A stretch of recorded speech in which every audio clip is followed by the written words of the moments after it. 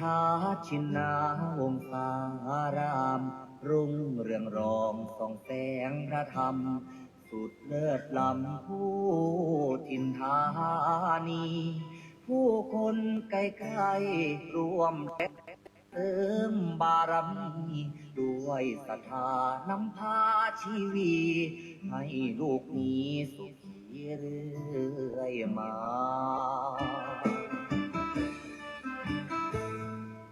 น้อมว่าองค์พระครูอภิรักษ์ชินวงศ์ท่านผู้คอยหนุนนำดำรงจิตจะลงพระศาสนาบุญบารมีศาสตร์สองสีปกป้องภาราสั่งสอนธรรมเหล่าปวงศรัทธาเทศนาพ้นวัฏฏะสงสาร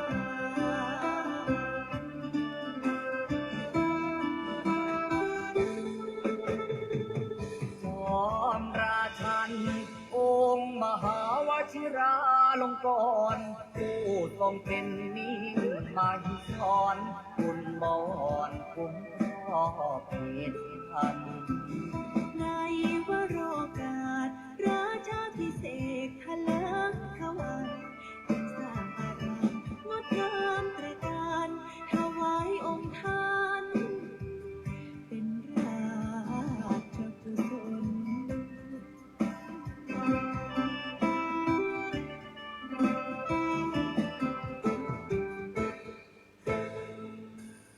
วัดป่าพุทธ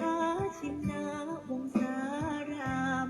ดงไกลๆแส่สองเลือนามทั่วเขตขามต่างไทยยินยนต์ศูนย์รวมจิตใจสุดเลื่อมใสในดวงกมลของศรัทธาเหล่าสาธุชนสุขเลิศล้นบ่มีใดปาน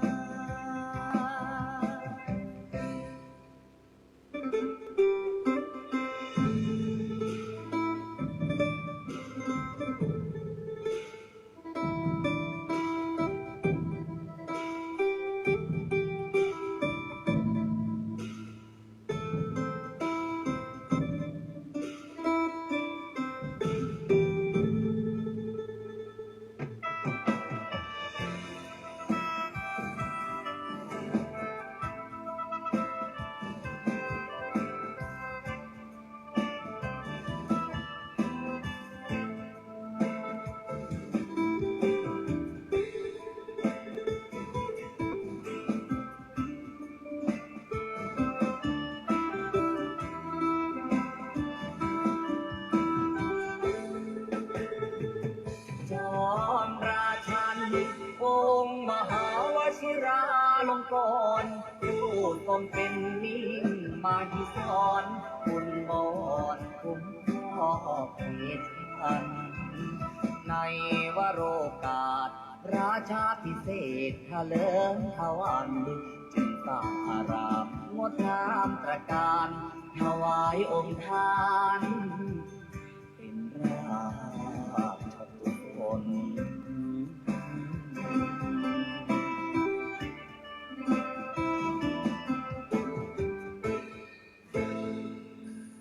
ถึงการอันมงคลของชนสังวรขอวันพาประมุขน้อมก่อนกราบวิงวอนอ้อนอธิษฐานพระบารมีรุ่งเรืองสี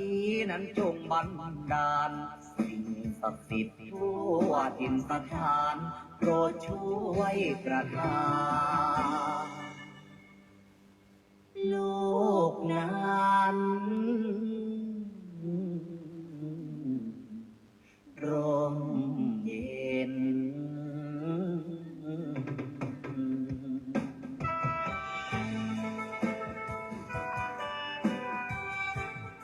ขอความนอบน้อมในพระรัตนตรัยอันมีคุณพระพุทธคุณพระธรรมคุณพระสงฆ์ขอถวายความอาลัยในหลวงพ่อเจ้าพระคุณสมเด็จพระพุทธชินวงศ์องค์อดีตเจ้าวาดวัดพิชยญาติการามขอ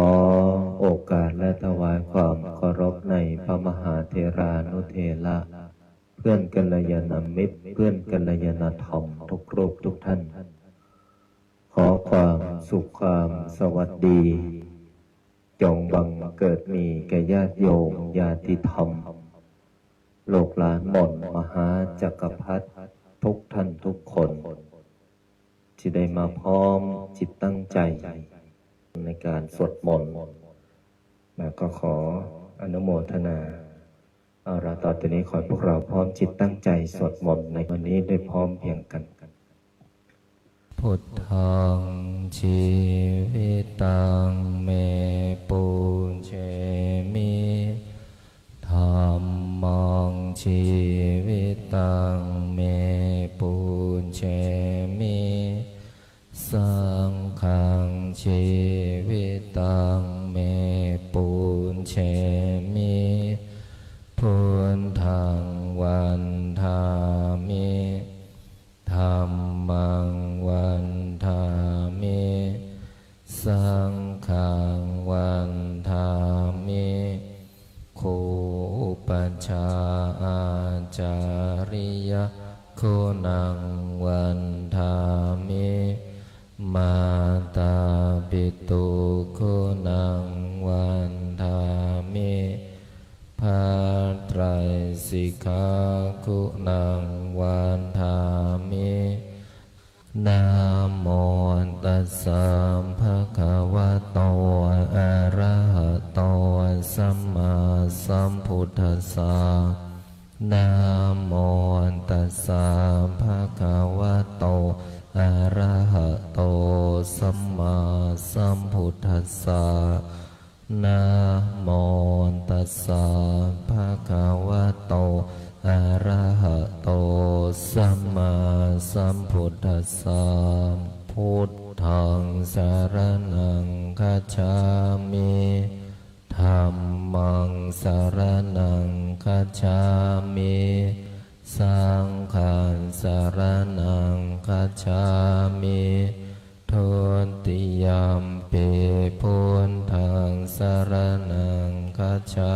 มิทุติยัมปิ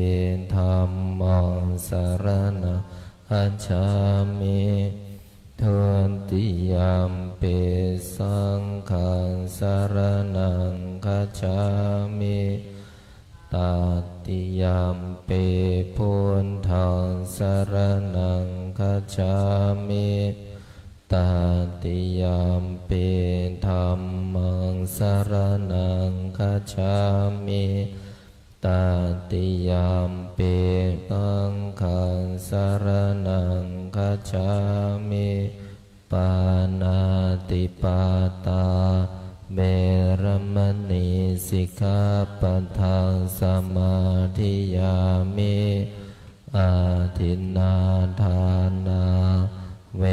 รมณีสิกขาปัฏฐานสมาธิยามิ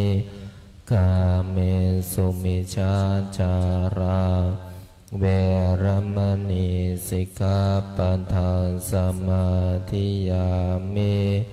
โมสาวาทาเวรมณีสิกขาปัฏฐานสมาธิยามิสุราเมรยามัชฌาปมาทฐานาเวรมณีสิกขาปัฏฐานสมาธิยามิอิมานิปัญจสิกขาปัฏฐานิสมาธิยามิอิมานิปัญจสิกขาปัฏฐานิสมาธิยามิอิมานิปัญจสิกขาปัฏฐานิสมาธิยามิสีเลนะสุขติงยันติสีเลนะโภคสัมปทาสีเรนะนิพุตติงยันติตัสมามิโสทะเยนะโมตัสสะภะคะวะโตอะระหะโตสัมมา สัมพุทธัสสะนะโมตัสสะภะคะวะโตอะระหะโตสัมมาสัมพุทธัสสะนะโมตัสสะภะคะวะโตอะระหะโตสัมมาสัมพุทธัสสะพุทธังอาราธนานังกโรมิธัมมังอาราธนานังกโรมิสังฆังอาราธนานังกโรมินะโมโพธิสัตโตอาคันติมายาอิติภควานะโมโพธิสัตโตอาคันติมายาอิติภควานะโมโพธิสัตโตอาคันติมายาอิติภควานะโมโพธิสัตโตพรหมปัญโยนะโมโพธิสัตโตพรหมปัญโยนะโมโพธิสัตโตพรหมปัญโยโยโทโตโมหะจิตเตนาภูนทสมิงปาปะกะโตมายากามะทะเมกะตังโทสังสัพพะปะปังวินาสันโตโยโทโตโมหะจิตเตนาธัมมะสมิงปาปะกะโตมายากามะทะเมกะตังโทสังสัพพะปะปังวินาสันโตโยโทโสโมหะจิตเตกัสสมิงปาปะกะโตมายากามะทะเมกะตังโทสังสัพพะปะปังวินาสันโตนะโมตัสสะภะคะวะโตอะระหะโตสัมมาสัมพุทธัสสะนะโมตัสสะภะคะวะโตอะระหะโตสัมมาสัมพุทธัสสะนะโมตัสสะภะคะวะโตอะระหะโตสัมมาสัมพุทธัสสะนะโมพุทธายะพระพุทธไตรรัตนญาณมณีโนภาลันสิสหัสสสุธรรมาพุทโธธรรมโมสังโฆยะถาพุทโมนาพุทธบูชาธรรมบูชาสังฆบูชาอาคิทานังวารังคันทัง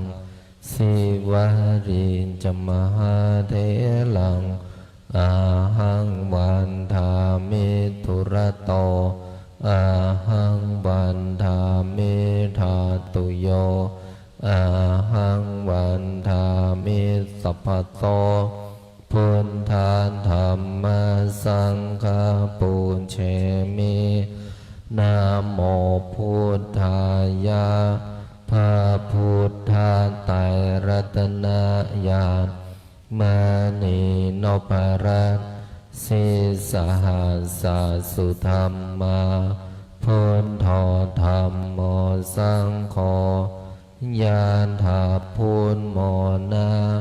พุทธบูชาธรรมบูชาสังฆบูชาอาคิทานังวารังคันทังสิวาริจมหาเทลังอาหังวันทามิทุระโตอาหังวันทามิธาตุโยอาหังวันทามิสัพพะโตพุทธาธรรมสังฆปูญเชมินะโมพุทธายะพ ระพุทธไตรรัตนญาณมานีนพรัตน์สิสหัสสะสุธรรมาพุทโธธัมโมสังโฆญาณถาพุทโมนาพุทธ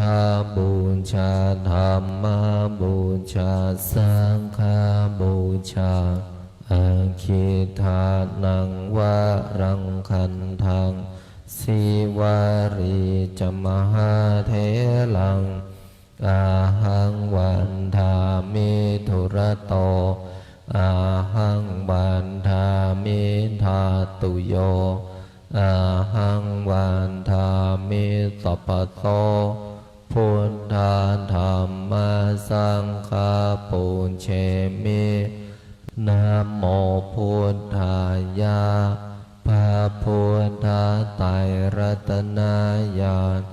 มานีนพรัตน์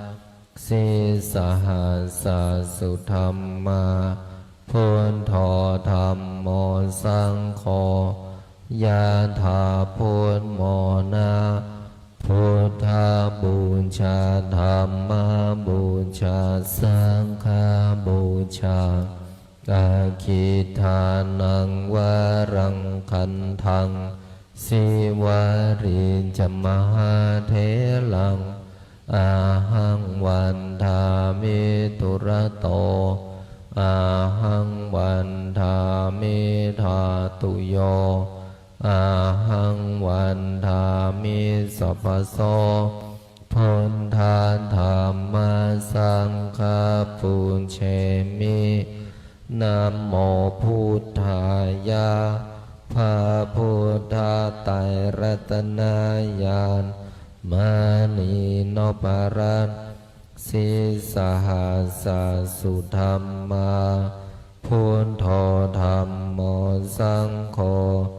ญาณถาพุทโมนาพุทธบูชาธัมมาบูชาสังฆบูชาอาคิทานังวะรังคันทังสิวาริจมหาเทลังอาหังวันทามิธุระโตอาหังวันทามิธาตุโยอาหังวันทามิสัพพโสพุทธาธัมมาสังฆาปุเชมินะโมพุทธายะพระพุทธไตรรัตนญาณมานีนพรัตน์สิสหัสสะสุธรรมาพุทโธธัมโมสังโฆญาณถาพุทโมนาพุทธบูชาธัมมาบูชาสังฆบูชาอาคิทานังวะรังคันทังสิวาริจมหาเทลัง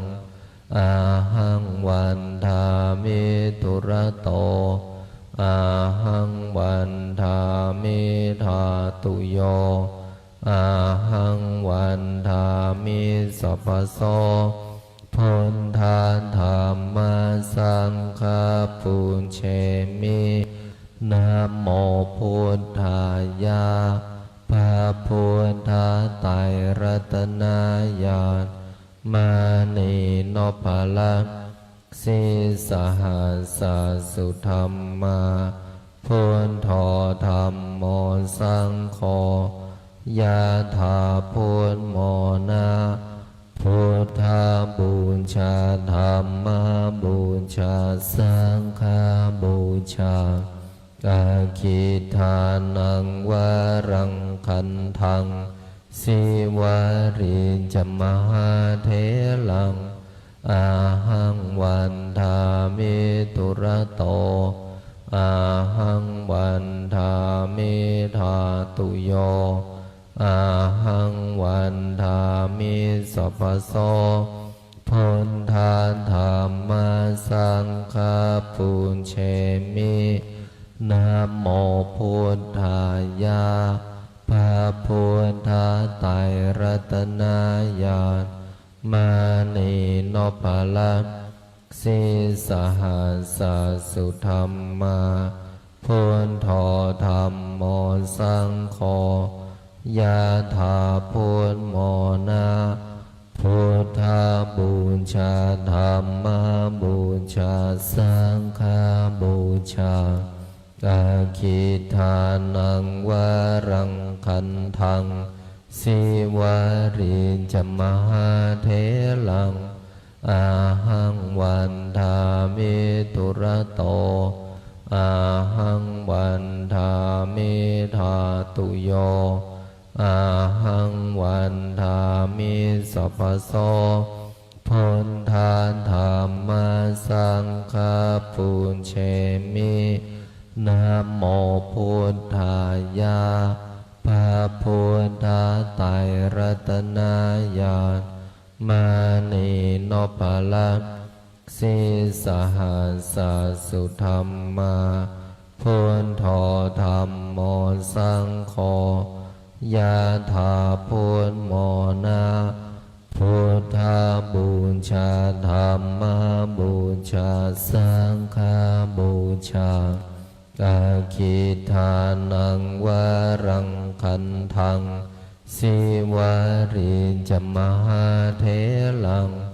อาหังวันทามิตุระโตอาหังวันทามิธาตุโยอาหังวันทามิสัพพโสพุทธาธรรมสังฆปุญเชมินะโมพุทธายะพระพุทธไตรรัตนญาณมานีนพลักสิสหัสสุธรรมาพุทโธธรรมโมสังโฆยะถาพุทโมนาพุทธบูชาธรรมบูชาสังฆบูชาอาคิทานังวรังคันทังสิวาริจมหาเถลัง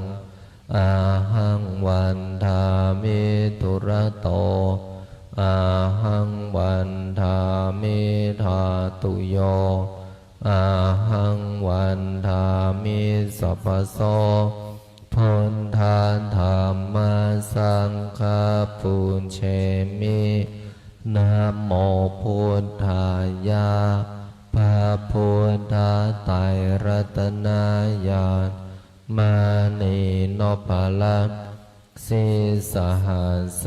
สุธรรมาพุทโธธรรมโมสังโฆยะถาพุทโมนาพุทธบูชาธรรมบูชาสังฆบูชาอาคิทานังวรังคันทังสิวาริจมหาเถลังอาหังวันทามิตุระโตอาหังวันทามิธาตุโยอาหังวันทามิสัพพโสพุทธาธรรมสังฆปุญเชมินะโมพุทธายะพระพุทธไตรรัตนญาณมานีนพลักสิสหัสสุธรรมาพุทโธธรรมโมสังโฆยะถาพุทโมนาพุทธบูชาธรรมบูชาสังฆบูชาอาคิทานังวรังคันทังสิวาริจมหาเถลังอาหังวันทามิตุระโตอาหังวันทามิธาตุโยอาหังวันทามิสัพพโสพุทธาธรรมสังฆปุญเชมินะโมพุทธายะพระ พุทธไตรรัตนญาณมานีโนปาลังสีสหัสสุธรรมาพุทโธธรรมโมสังโฆยะถาพุทโมนาพุทธบูชาธรรมบูชาสังฆบูชาอาคิทานังวรังคันทังสิวาริจมหาเถลังอาหังวันทามิตุระโตอาหังวันทามิธาตุโยอาหังวันทามิสัพพโสพุทธาธัมมาสังฆาปุญเชมินะโมพุทธายะพระพุทธไตรรัตนญาณมานีโนปาลังสีสหัสสุธรรมาพุทโธธรรมโมสังโฆยะถาพุทโมนาพุทธบูชาธรรมบูชาสังฆบูชาอาคิทานังวรังคันทังสิวาริจมหาเถลังอาหังวันทามิตุระโตอาหังวันทามิธาตุโยอาหังวันทามิสัพพโสพุทธาธัมมาสังฆาปุญเชมินะโมพุทธายะพระพุทธไตรรัตนญาณมานีโนปาลังสีสหัสสุธรรมาพุทโธธรรมโมสังโฆยะถาพุทโมนาพุทธบูชาธรรมบูชาสังฆบูชาอาคิทานังวรังคันทังสิวาริจมหาเถลังอาหังวันทามิตุระโตอาหังวันทามิธาตุโยอาหังวันทามิสัพพโสพุทธาธัมมาสังฆาปุญเชมิ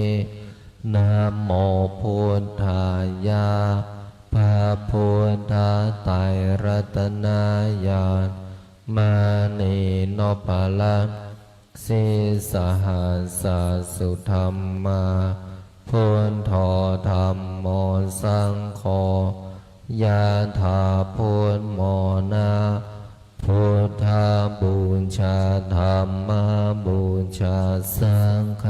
บูชาอาคิทานังวรังคันทังสิวาริจมหาเถลังอาหังวันทามิตุระโตอาหังวันทามิธาตุโยอาหังวันทามิสัพพโสพุทธาธัมมาสังฆาปุญเชมินะโมพุทธายะพระพุทธไตรรัตนญาณมานีโนปาลังสีสหัสสุธรรมาพุทโธธรรมโมสังโฆยะถาพุทโมนาพุทธบูชาธรรมบูชาสังฆบูชาอาคิทานังวรังคันทังสิวาริจมหาเถลังอาหังวันทามิตุระโตอาหังวันทามิธาตุโยอาหังวันทามิสัพพโสพุทธาธัมมาสังฆาปุญเชมิ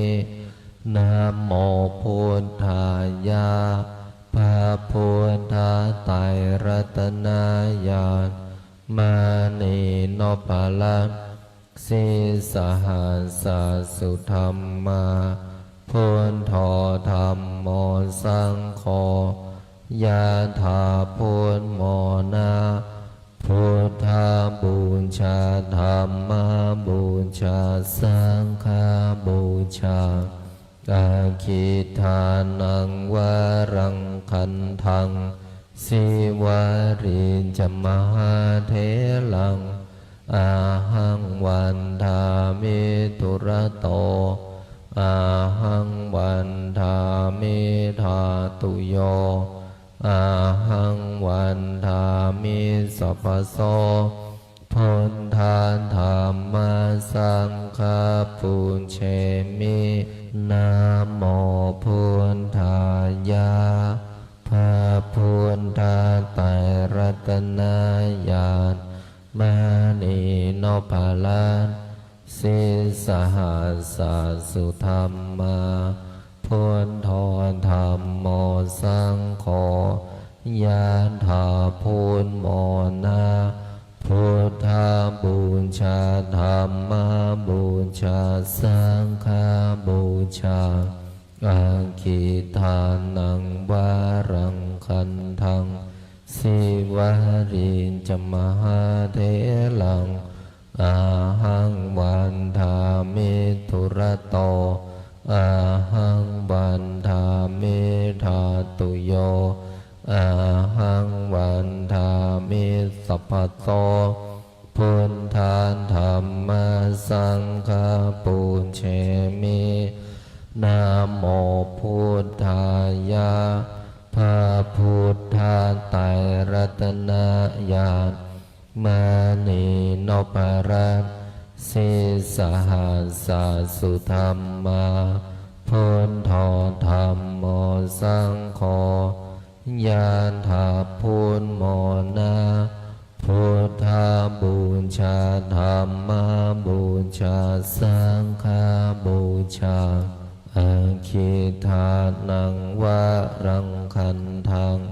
สิวาริจมหาเถลังอาหังวันทามิตุระโตอาหังวันทามิธาตุโยอาหังวันทามิสัพพโสพุทธาธรรมสังฆปุญเชมินะโมพุทธายะพระพุทธไตรรัตนญาณมานีนพรัตน์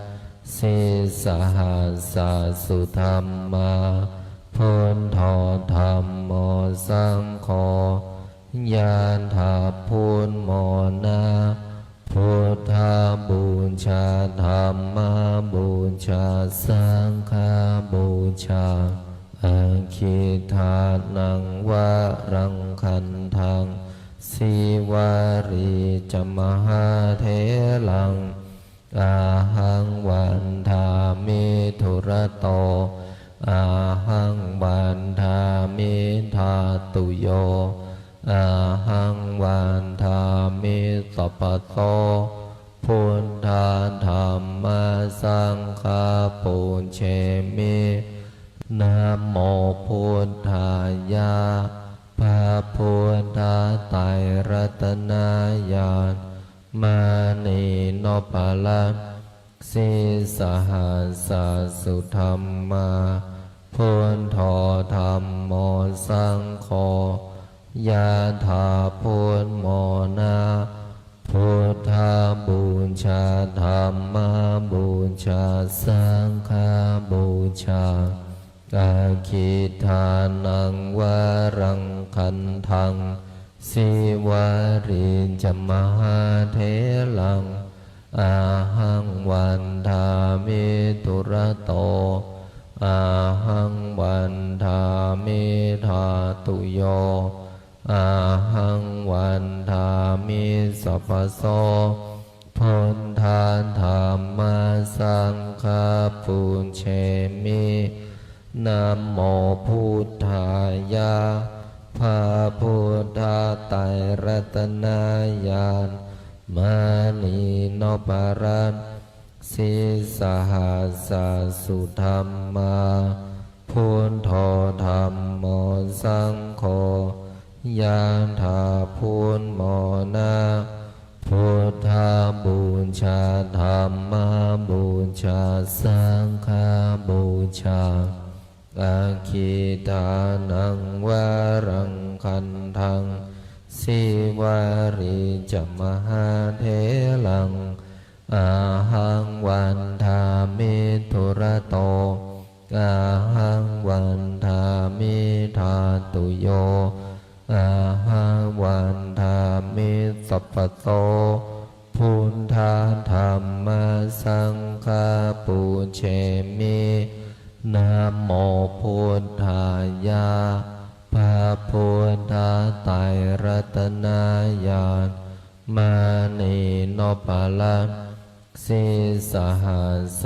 สุธรรมาพุทโธธรรมโมสังโฆยะถาพุทโมนะพุทธาบูชาธรรมบูชาสังฆบูชา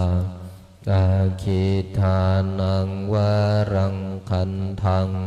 สิวาริจมหาเถลังอาหังวันทามิทุระโต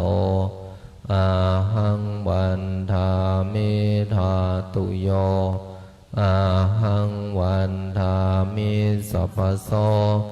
พุทธาธรรมสังฆาปุเชมินะโมพุทธายะ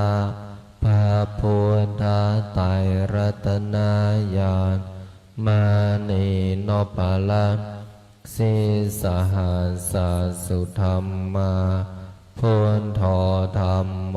สังโฆยะถาพุทธาบูชาธรรมบูชาสังฆบูชาอาคิทารังคันทังสิวาริจมหาเถลังอาหังวันทามิทุระโต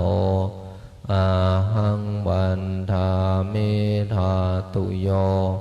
อาหังวันทามิสัพพโสพุทธาธรรมสังฆาปุเชมินะโมพุทธายะพระพุทธไตรรัตนญาณมานีนพรัตน์ศีสหัสสุธรรมาพุทโธธรรมโมสังโฆยะถาพุทโมนะพุทธาบูชาธรรมบูชาสังฆบูชาอาคิทานังวารังคันทังสิวาริจมหาเถลังอาหังวันทามิทุระโตอาหังวันทามิธาตุโยอาหังวันทามิสัพพโสพุทธาธรรม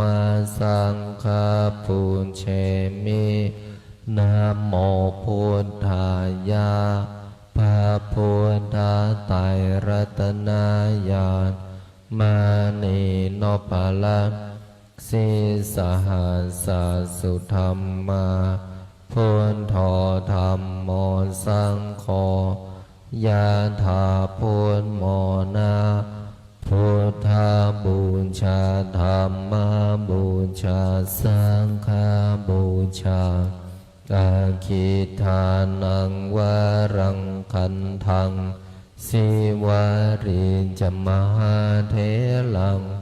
อาหังวันทามิทุระโตอาหังวันทามิธาตุโยอาหังวันทามิสัพพโสพุทธาธรรมสังฆาปุเชมินะโม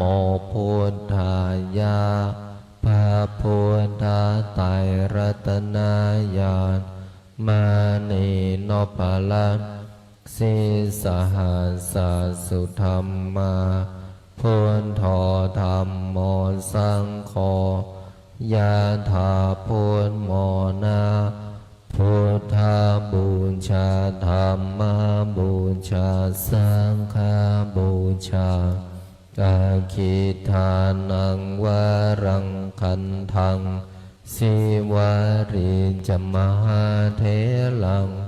อาหังวันทามิตุระโตอาหังวันทามิธาตุโยอาหังวันทามิสัพพโสพุทธาธรรมสังฆปุญเชมินะโมพุทธายะพระพุทธไตรรัตนญาณมานีโนภลังสีสหัสสุธรรมาพุทโธธรรมโมสังโฆยะถาพุทโมนาพุทธาบูชาธรรมบูชาสังฆบูชาอาคิทานังวรังคันทังสิวาริจมหาเถลังอาหังวันทามิตุระโตอาหังวันทามิธาตุโยอาหังวันทามิสัพพโสพุทธาธรรมสังฆปุญเชมินะโมพุทธายะพระพุทธไตรรัตนญาณมานีโนภลังสีสหัสสุธรรมาพุทโธธรรมโมสังโฆยะถาพุทโมนาพุทธาบูชาธรรมบูชาสังฆบูชาอาคิทานังวรังคันทังสิวาริจมหาเถลังอาหังวันทามิตุระโตอาหังวันทามิธาตุโยอาหังวันทามิสัพพโสพุทธาธรรมสังฆปุญเชมินะโมพุทธายะพระพุทธไตรรัตนญาณมานีโนภลังสีสหัสสุธรรมาพุทโธธรรมโมสังโฆยะถาพุทโมนาพุทธาบูชาธรรมบูชาสังฆบูชาอาคิทานังวรังคันทังสิวาริจมหาเถลังอาหังวันทามิตุระโตอาหังวันทามิธาตุโยอาหังวันทามิสัพพโสพุทธาธรรมสังฆปุญเชมินะโมพุทธายะพระพุทธไตรรัตนญาณมานีโนภลังสีสหัสสุธรรมาพุทโธธรรมโมสังโฆยะถาพุทโมนาพุทธาบูชาธรรมบูชาสังฆบูชาอาคิทานังวรังคันทังสิวาริจมหาเถลังอาหังวันทามิตุระโตอาหังวันทามิธาตุโยอาหังวันทามิสัพพโสพุทธาธรรมสังฆปุญเชมินะโมพุทธายะพระ พุทธไตรรัตนญาณมานีนพลังสีสหัสสุธรรมาพุทโธธรรมโมสังโฆยะถาพุทโมนาพุทธบูชาธรรมบูชาสังฆบูชาอาคิทานังวรังคันทังสิวาริจมหาเถลังอาหังวันทามิตุระโตอาหังวันทามิธาตุโยอาหังวันทามิสัพพโสพุทธาธรรมสังฆปุญเชมินะโมพุทธายะพระพุทธไตรรัตนญาณมานีนพลังสีสหัสสุธรรมาพุทโธธรรมโมสังโฆยะถาพุทโมนาพุทธบูชาธรรมบูชาสังฆบูชาอาคิทานังวรังคันทังสิวาริจมหาเถลังอาหังวันทามิตุระโตอาหังวันทามิธาตุโยอาหังวันทามิสัพพโสพุทธาธรรมสังฆปุญเชมินะโมพุทธายะพระพุทธไตรรัตนญาณมานีนพลังสีสหัสสุธรรมาพุทโธธรรมโมสังโฆยะถาพุทโมนาพุทธบูชาธรรมบูชาสังฆบูชาอาคิทานังวรังคันทังสิวาริจมหาเถลังอาหังวันทามิตุระโตอาหังวันทามิธาตุโยอาหังวันทามิสัพพโสพุทธาธรรมสังฆปุญเชมินะโมพุทธายะพระพุทธไตรรัตนญาณมานีนพลังสีสหัสสุธรรมาพุทโธธรรมโมสังโฆยะถาพุทโมนาพุทธบูชาธรรมบูชาสังฆ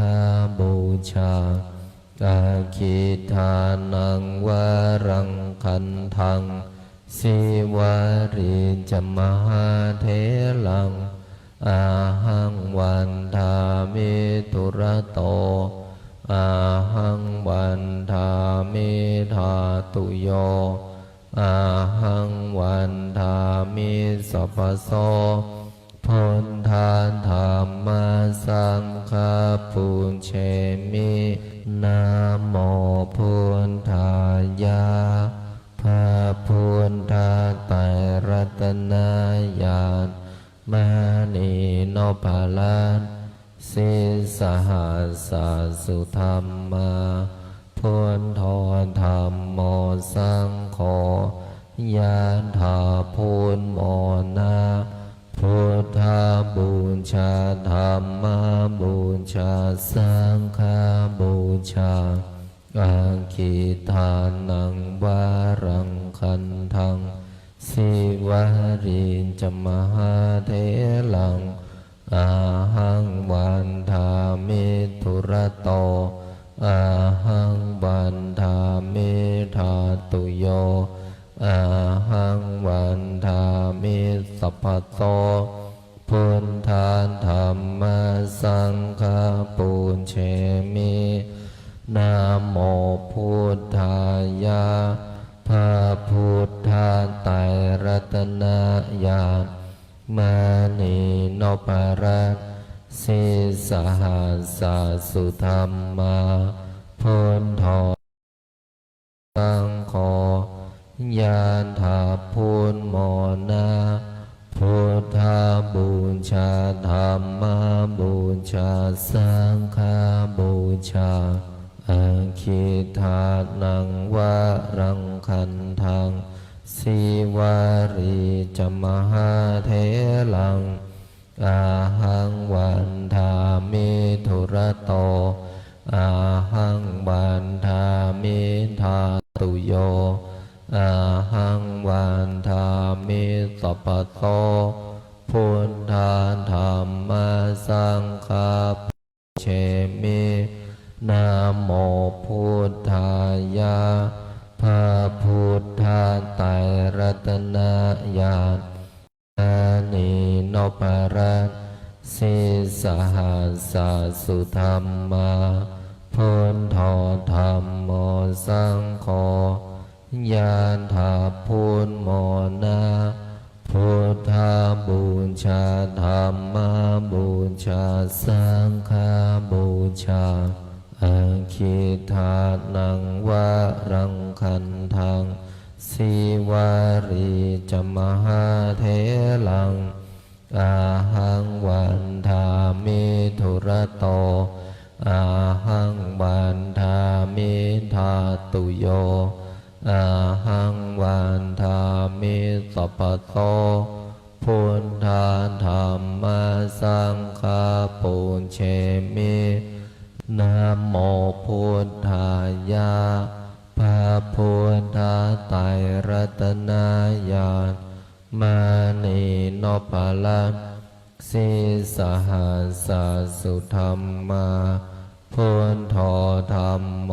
สังโฆญาณถาพุทธโมนาพุทธาบูชาธรรมบูชาสังฆบูชาอาคิทานังวะรังคันทังสีวารีจมหาเถลังอาหังวันทามิธุระโตอาหังวันทามิทาตุโยอาหังวันทามิสัพพโสพุทธาธรรมสังฆาปุญเชมินะโมพุทธายะพระพุทธาไตรรัตนญาณมานีนพรัตน์สิสหัสสะสุธรรมาพุทโธธรรมโมสังโฆญาณถาพุทธโมนาพุทธาบูชาธรรมบูชาสังฆบูชาอาคิทานังวะรังคันทังสีวารีจมหาเถลังอาหังวันทามิธุระโตอาหังวันทามิทาตุโยอาหังวันทามิสัพพโตพุทธาธรรมสังฆาปุญเชมินะโมพุทธายะพระพุทธาไตรรัตนญาณมานีนพรัตน์สิสหัสสะสุธรรมาพุทโธธรรมโมสังโฆญาณถาพุทธโมนาพุทธาบูชาธรรมบูชาสังฆบูชาอาคิทานังวะรังคันทังสีวารีจมหาเถลังอาหังวันทามิธุระโตอาหังวันทามิทาตุโยอาหังวันทามิสัพพโสพุทธาธรรมสังฆาปุญเชมินะโมพุทธายะพระพุทธ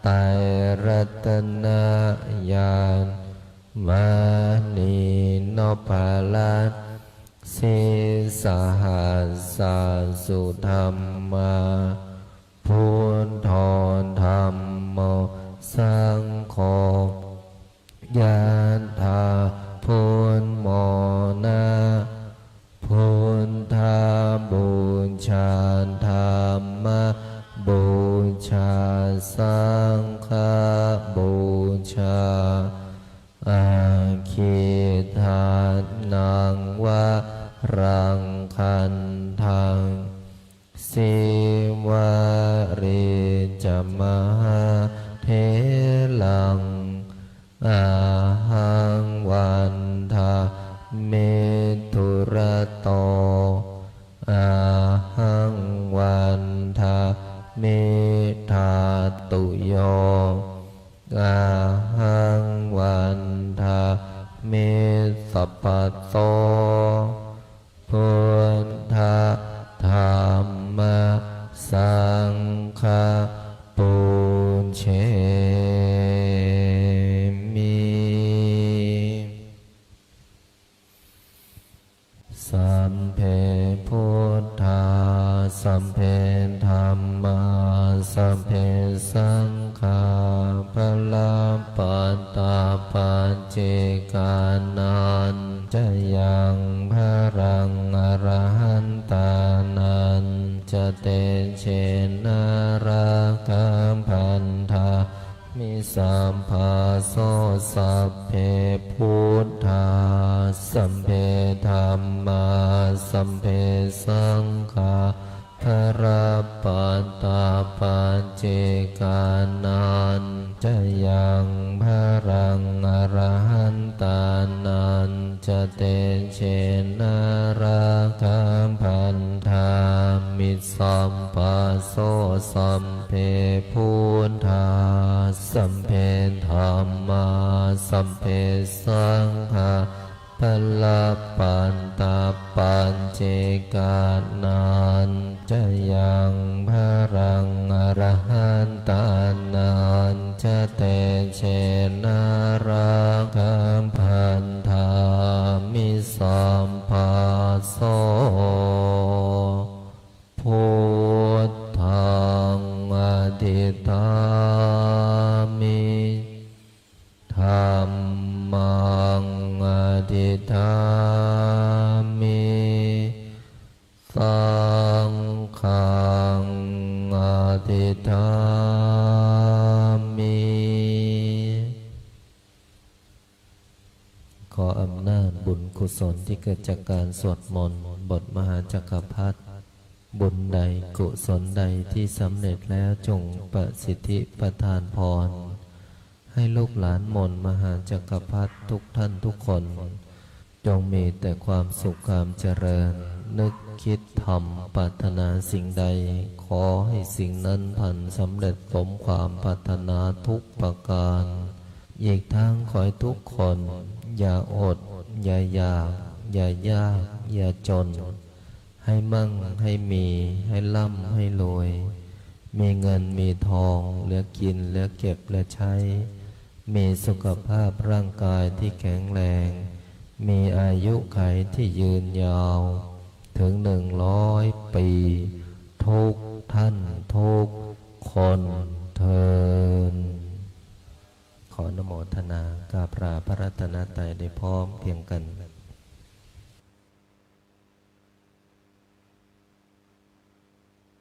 อะระหังสัมมาสัมพุทโธภะคะวาพุทธังภะคะวันตังอภิวาเทมิสวากขาโตภะคะวะตะธัมโมธัมมังนามัสสา